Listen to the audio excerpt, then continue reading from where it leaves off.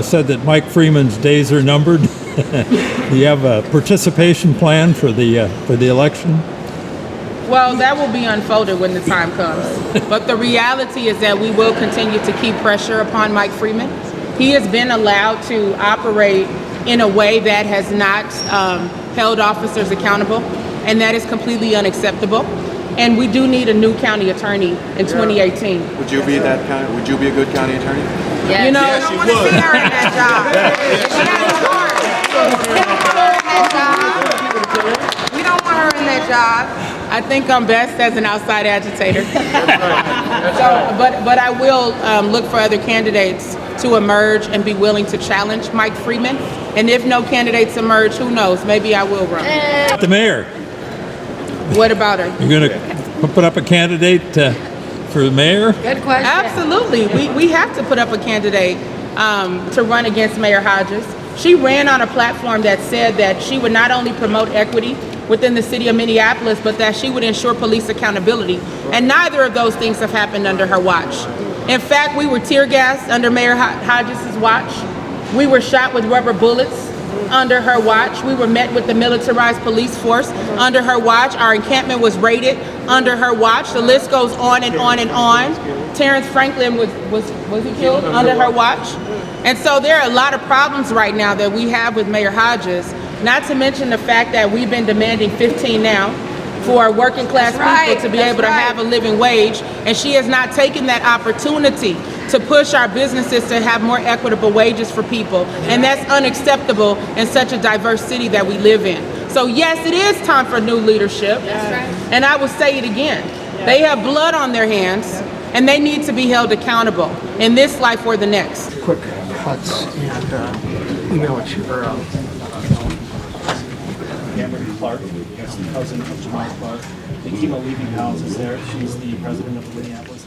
There's Clark's feet.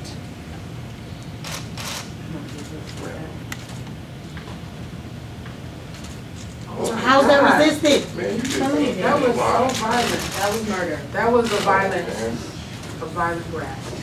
We don't accept that the law says that the police can blow your brains out. We don't think, even if the law says that you can do it, we disagree. There's a higher law. We have a right to life. God grants us a right to life. It's our first human right. We have a right to breathe in this country. Whereas I've said over and over that we were hoping for justice. It's only reasonable that we should expect justice in a system, right, of laws, in a democratic system. It was reasonable. I understood that some people didn't expect it. We were hoping.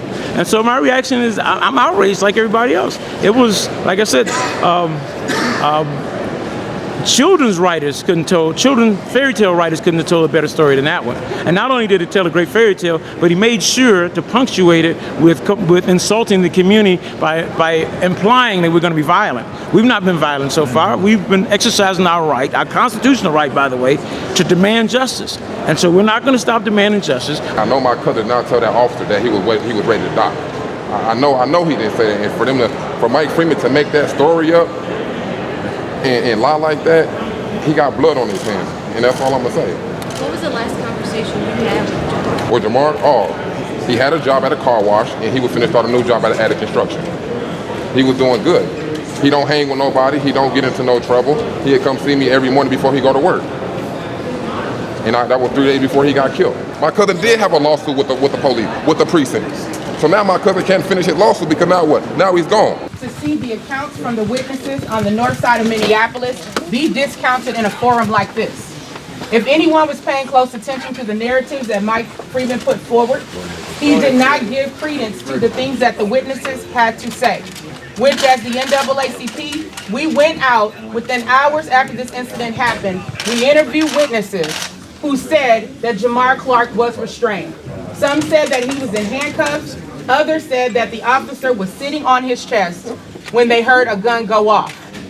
And so we take issue with the way in which the information was presented today. And we will not go in a corner and cry.